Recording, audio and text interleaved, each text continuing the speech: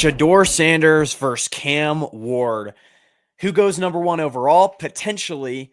Who goes number one between these two guys? The two consensus quarterbacks to go 1 and 2 in the 2025 NFL draft. I went through hours of film to decide this point. Who goes between these guys? Who goes first between these guys? No, I really didn't go through hours of film. That's the problem with the NFL draft, is you never really can get a full scouting report of these guys. But today I did my best to gather each guy's scouting report. And then I looked at some other people's scouting reports and see kind of what they agreed with me on. And then also what maybe I potentially got wrong. Neither guy turned the ball over too much. Cam Ward's 2024 stats: 39 TDs, 7 interceptions, 67.2% completion rate. Shedeur Sanders, 2024 stats: 37 TDs, 10 interceptions. Now, in the past, when a guy's been super talented, or one like, I'm going to bring up Anthony Richardson a lot during this video. One thing that, a lot of times has been an issue in the past is experience. Does this quarterback have experience? Anthony Richardson, like I was saying, for example, when he was coming out, we were saying great prospect, but he hasn't played enough football.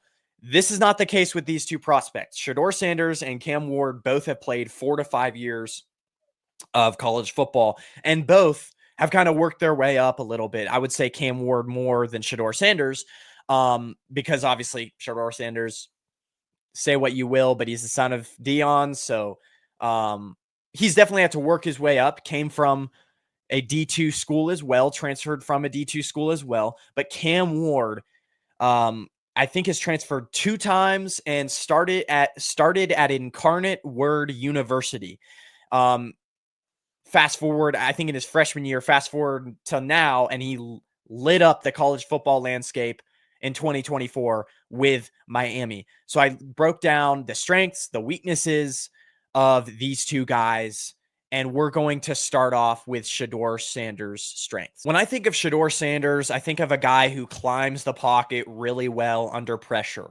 Not a one-read quarterback, keeps his eyes downfield when he's under pressure, is very good at feeling out that pressure, either climbing the pocket or stepping up, and not automatically looking to run like a lot of quarterbacks out of college do.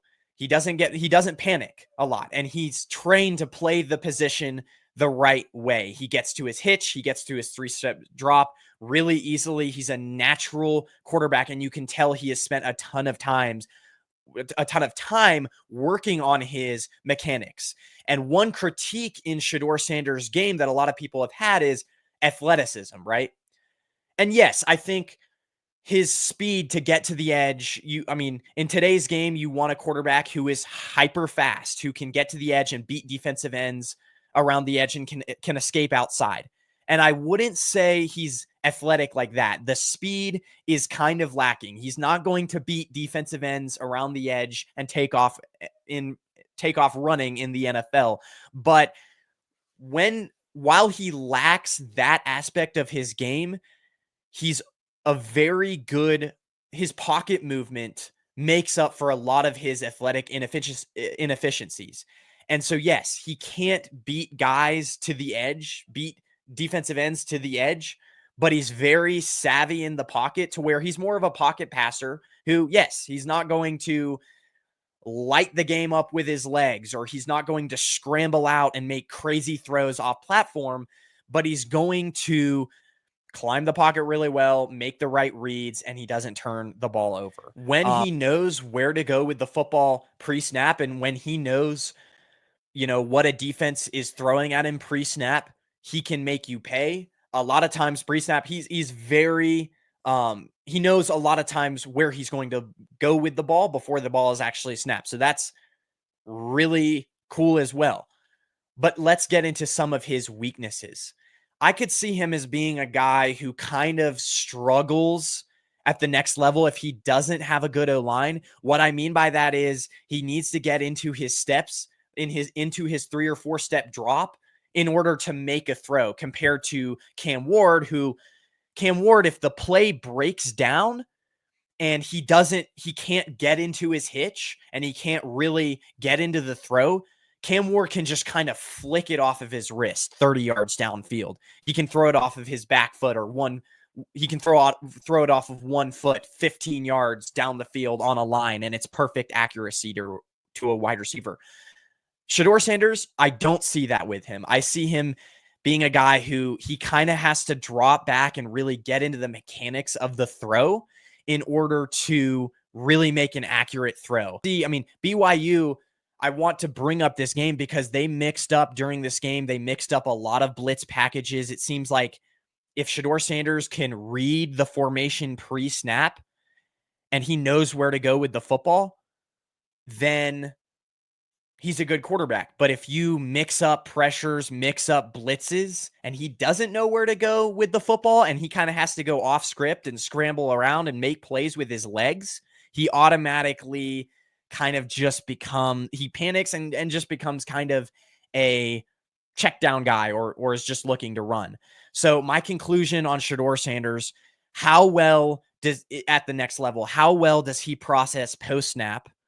It seems like BYU was kind of mixing up blitzes and coverages, and that was kind of messing with him a little bit. How well does he set up protections post snap? Because there were times where I saw a lot of him during the season where maybe he didn't read that they were blitzing, and it led to 1 or 2 guys coming unblocked up the middle.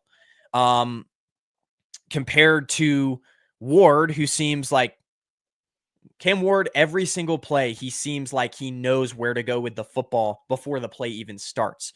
So all in all, I think Shedeur Sanders is a guy who goes through his reads really nicely, processes at a high level, isn't a one-read guy, but pressure can kind of expose his athleticism a little bit. But is he going, at times he can climb the pocket and make really nice reads while under pressure, but is he going to scramble out and throw dimes on a line off of his back foot or off platform? No. See, back to the BYU game, when a defense has him and the offense, when the defense has what the Colorado offense, like the BYU defense had the Colorado offense figured out during a lot of that game. And they were shutting down Travis Hunter. Travis Hunter wasn't making as many big plays, and the Colorado offensive line isn't that elite.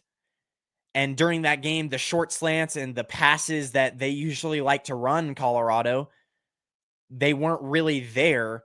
Shedeur Sanders during that game kind of just became a guy. He's not I feel like right now in his career, he's not a guy who is going to elevate the offense. He kind of needs weapons and a good offensive line behind him to kind of succeed, because he's not, if everything isn't working out for him, he's not going to just make plays off script. So we were talking earlier about how Cam Ward knows where to go with the football even before the snap starts.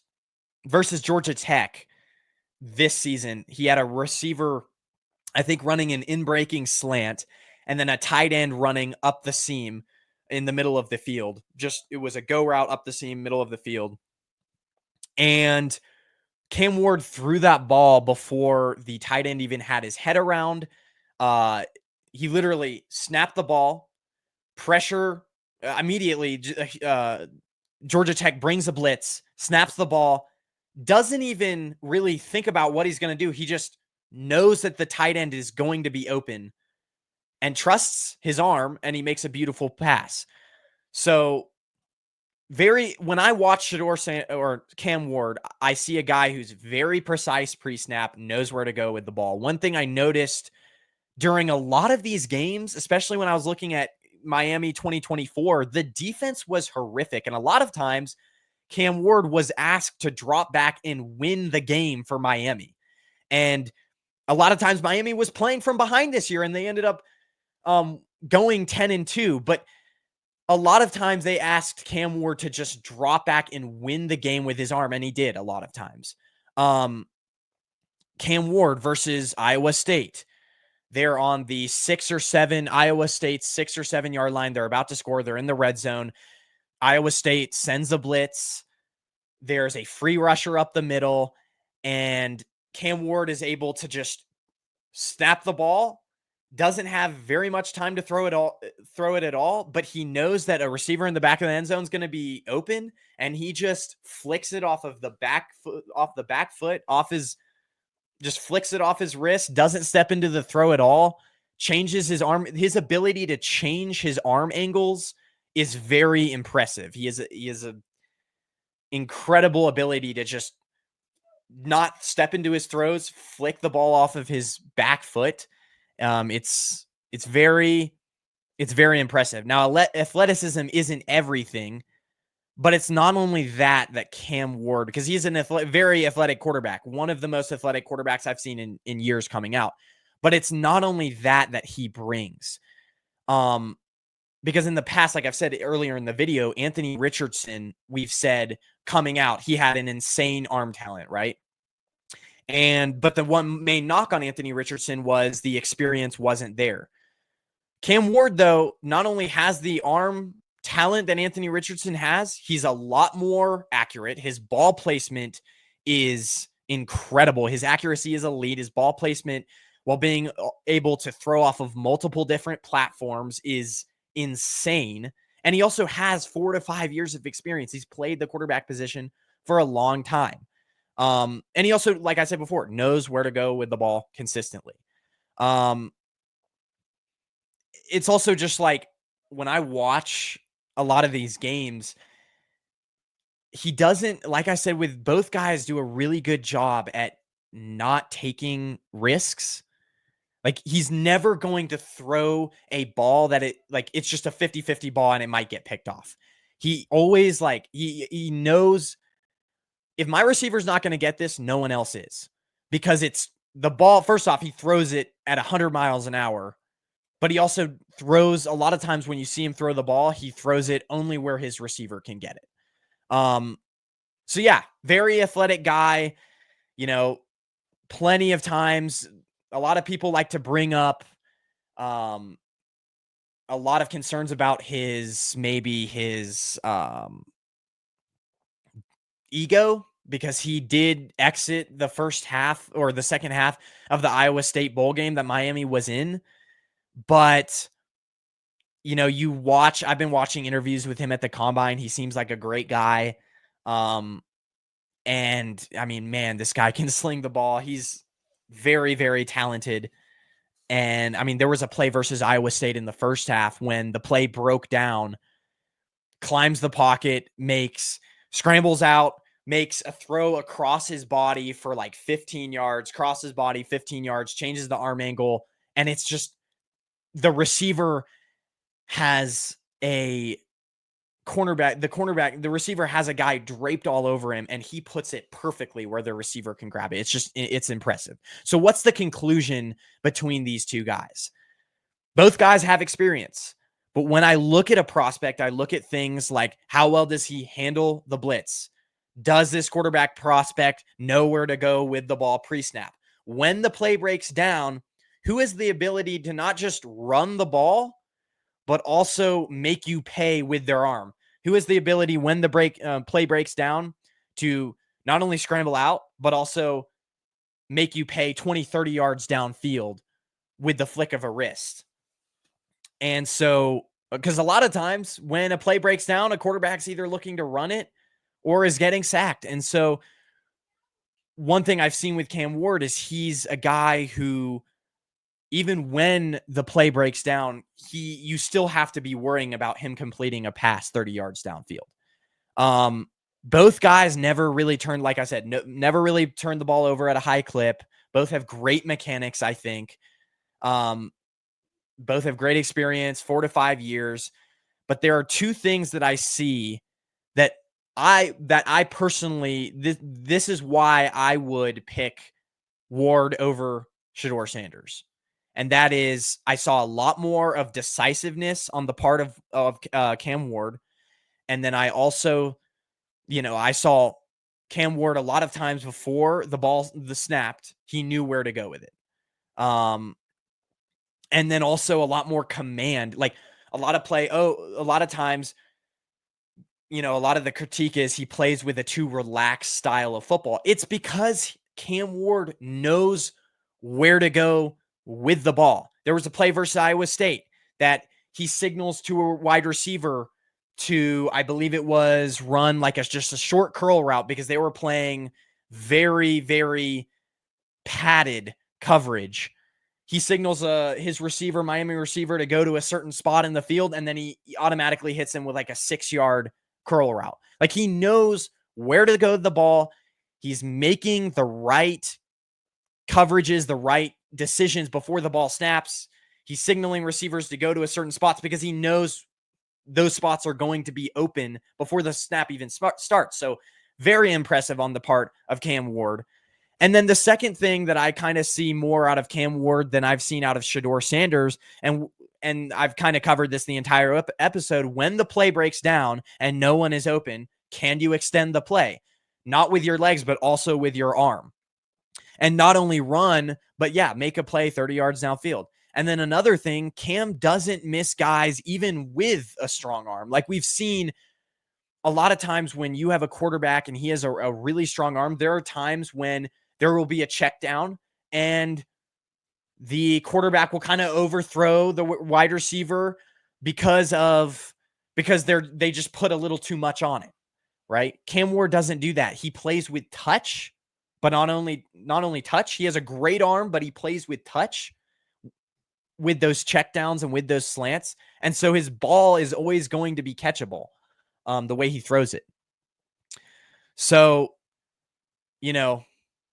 I think that's a great breakdown of these two guys. Again, there's not a lot of weaknesses on the part of Cam Ward. Where did I go? There's not a lot of weaknesses on the part of Cam Ward. One of the main scouting reports with Cam Ward, the weakness behind Cam Ward is, one thing this scouting report that I'm looking at reads is sometimes relies too heavily on arm talent, throwing off of back foot rather than resetting feet when pocket gets muddy. I don't think that's the case. I've seen him do that, reset his feet a lot. Ball security, apparently he had 8 fumbles in 2024. That can be fixed. This is Cam Ward's scouting report, the weaknesses. Deep ball accuracy can waver when mechanical base breaks down, especially throws beyond 45 yards. I'd probably have to watch more film behind that. Still developing consistency, reading coverage, complex coverage rotations, particularly against disguised safety looks. Again, probably would have to watch more film. I just saw a guy who was very relaxed pre-snap, knew where to go with the ball. And then obviously there's the weakness of Pop-Tarts Bowl exit raises questions about competitive drive and leadership. I don't see that at all. There was also a story in the Combine where apparently Shedeur Sanders is trying less in interviews with teams that he doesn't want to get drafted by. So if you can make the argument about potentially Cam Ward's leadership issues, I think you can also make an argument about Shedeur Sanders' leadership issues. Either way, a lot to think about here. I hope I laid it out for you guys and you understood everything I said. But the one thing to think about is, because of Abdul Carter's injury and because of the fact that, either one of these guys could be going number 1 overall to the Tennessee Titans. I think there's a lot of guys in the top 10. There's a lot of teams in the top 10 that need a quarterback. The Saints could even get a quarterback. The Jets could get a quarterback. It goes Browns, Giants, Titans, Jets, Saints, all in the top 10 that need a quarterback. And so I think you're going to see a lot of teams like the Patriots and potentially even the Titans moving out of their higher up spots for teams that trade up to get a quarterback. Again, I think, who knows if the Titans actually stay at number 1, but if they do, I would think Cam Ward is their pick. So that'll be the end of the video. A little bit long-winded, but I hope you guys got something out of this. Don't forget to subscribe to the Camper Report. There will be plenty of draft analysis as the weeks go on. You guys have a good rest of your day.